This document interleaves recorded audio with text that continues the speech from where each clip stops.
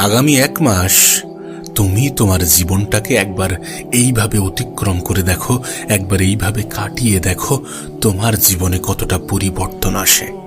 দেখো, আমাদের মনে একটা ইচ্ছা তো সবসময়ই জাগে, আমরা পরিবর্তন তো হতে চাই। প্রতিনিয়ত আমরা ভাবি কাল থেকে পরিবর্তন হয়ে যাব, কিন্তু কাল কখনো আসে না। আর কালের দোহাই দিতে দিতে আমরা নিজেরাই নিজেদেরকে যে কত বড় ধোঁকা দিচ্ছি, কত সময় ধরে ধোঁকা দিচ্ছি, তার কোনো আইডিয়া নেই। পরিবর্তন তো প্রত্যেকটা মানুষই হতে চাই, কিন্তু স্টেপ নিতে চায় না, পদক্ষেপ নিতে চায় না। আর নিলে সেটা অনেক বড় করে ফেলে। মনে করে যে 1 বছর আমি এইভাবে সময় কাটাবো, 3 বছর আমি এইভাবে সময় কাটাবো, 1 বছর ধরে আমি এটা করব, 3 বছর ধরে এটা করব। 1 বছর 3 বছর নয়, তুমি আগামী 1 মাস নিজের জীবনটাকে এইভাবে কাটিয়ে দেখো, দেন দেখবে তোমার আগামী জীবনটা আস্তে আস্তে সুন্দর হতে শুরু করেছে। তুমি জানো আমাদের সব থেকে বড় শত্রু কি? আমাদের মন। হ্যাঁ, আমাদের মন। যদি তুমি সত্যি লাইফে কিছু করতে চাও এবং দ্রুত কিছু করতে চাও, তাহলে মনের বিরুদ্ধে যেতে হবে। মনের বিরুদ্ধে যেতে হবে, কারণ মন সবসময় বলবে না যে তুমি কাজ করো, মন সবসময় বলবে না যে তুমি মেহনত করো, তুমি পরিশ্রম করো। মন তো সবসময় আরাম খোঁজে, আমাদের শরীর তো সবসময় আরাম খোঁজে। কখন একটু আরাম পাওয়া যাবে, কখন একটু শান্তি পাওয়া যাবে, কখন একটু সোশ্যাল মিডিয়াতে স্ক্রলিং করব, কখন একটু অবসর সময় কাটাবো। একটু কাজ করতে না করতে আমাদের শরীর যতটা না ক্লান্ত হয়ে পড়ে, তার থেকে অনেক বেশি ক্লান্ত হয়ে পড়ে আমাদের মন।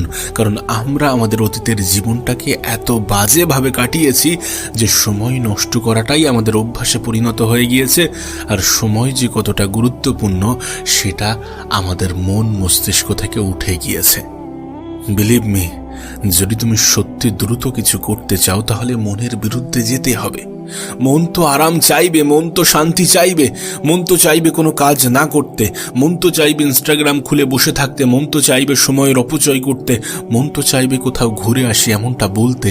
কিন্তু মনের বিরুদ্ধে গিয়ে কাজ করতে হবে। কখনো কখনো এমনটা মনে হয় না যে কাজ করতে ভালো লাগছে না, তখন আরো বেশি করে কাজ করতে হবে। স্টিভ গগিন্স বলে একজন ব্যক্তি আছেন, যিনি তার লাইফে এতটা ডিসিপ্লিন মেনটেন করেন। এই ব্যক্তি তার লাইফে এত সুন্দরভাবে নিজের ডিসিপ্লিনকে তৈরি করে রেখেছেন, যেটা ধারণার বাইরে। স্টিভ গগিন্স প্রত্যেকদিন 10 কিলোমিটার করে দৌড়ায়। তো স্টিভ গগিন্সের মনে যখন কোনো নেগেটিভ থট আসে, যখন তার মনে হয় যে আজ একটু বিশ্রাম নিই, আজ দৌড়াতে যাব না, সেই দিন সে 20 কিলোমিটার দৌড়ায়।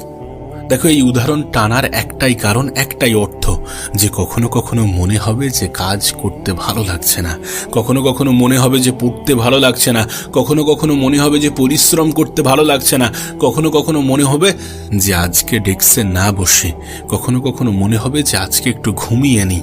তখন নিজেকে আরো বেশি করে পুশ করতে হবে। আমাদের মস্তিষ্কের পজিটিভ ধারণা, আমাদের মনের জোরের এতটা ক্ষমতা যে এটা সায়েন্সকেও ভুল প্রমাণ করে দিতে পারে, ঠিক যেমনটা মৌমাছি করে। মৌমাছির যে ওয়েট, যে ওজন, এটা কিন্তু এটার প্রমাণ দেয় যে সে কখনো উঠতে পারবে না। বিজ্ঞানের মত অনুসারে মৌমাছি কখনোই উঠতে পারবে না, কখনোই তার দ্বারা ওড়া সম্ভব নয়, কিন্তু আমরা প্রত্যেক দিন মৌমাছিকে উঠতে দেখি।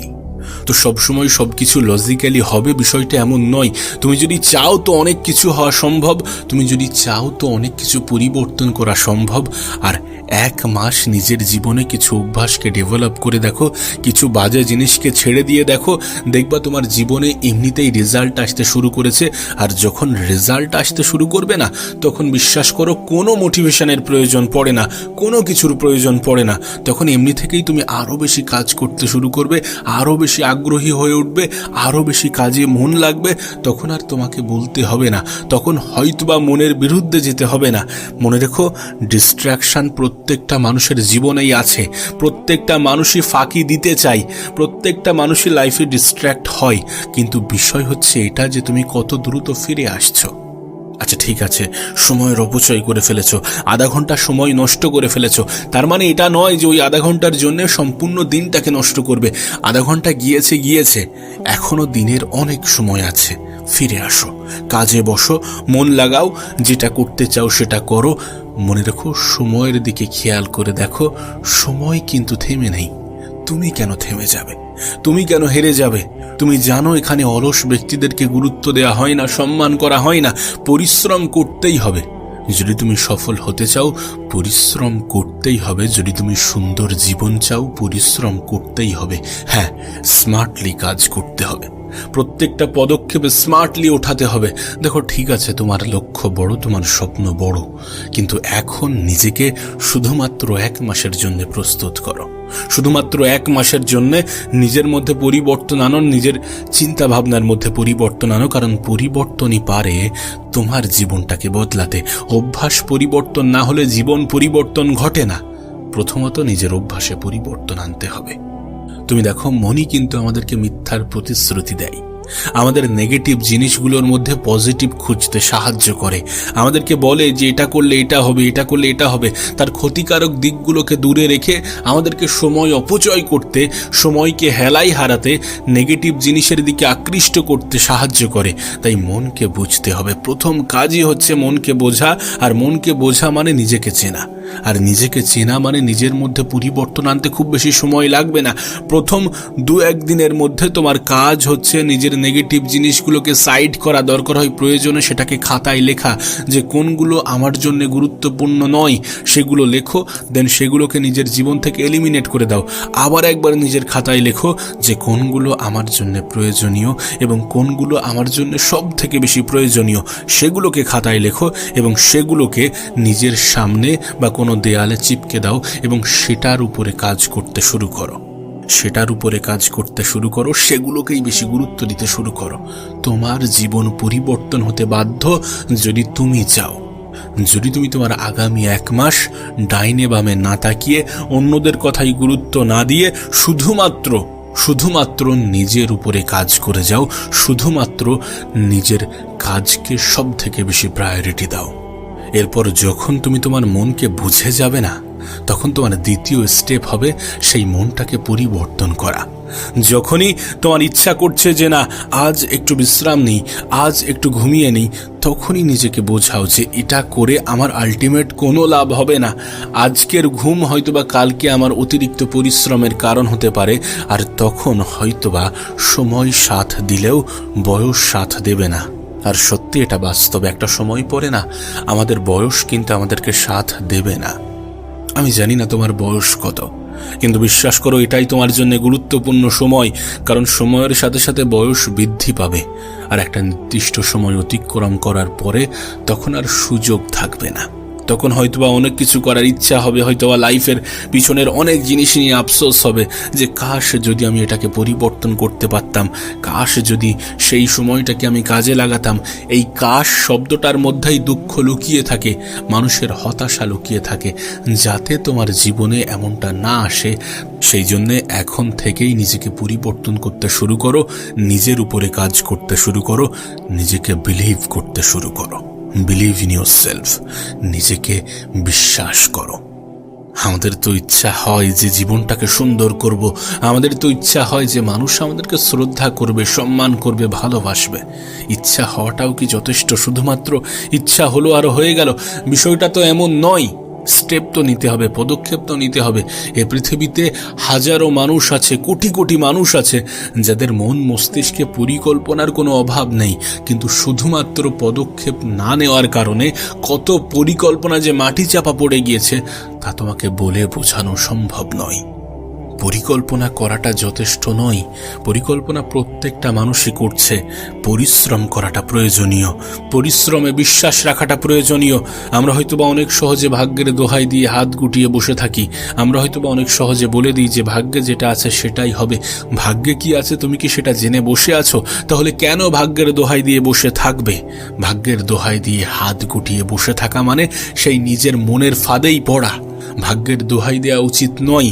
যে উপরওয়ালার উপরে বিশ্বাস রেখে তুমি ভাগ্যের দোহাই দাও, সেই উপরওয়ালা পরিশ্রমী ব্যক্তিদেরকে সব থেকে বেশি পছন্দ করেন। তাহলে কেন তুমি পরিশ্রম করবে না? সেই উপরওয়ালাই তো অলস ব্যক্তিদেরকে অপছন্দ করেন। তাহলে কেন তুমি অলসতাকে নিজের জীবনের অংশ বানাবে?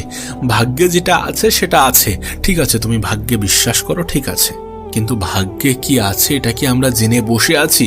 এটা কি আমাদের জানার মধ্যে? তাহলে কেন সেটা নিয়ে ভাববো যেটা আমাদের নিয়ন্ত্রণে নেই, যেটা আমাদের আয়ত্তে নেই?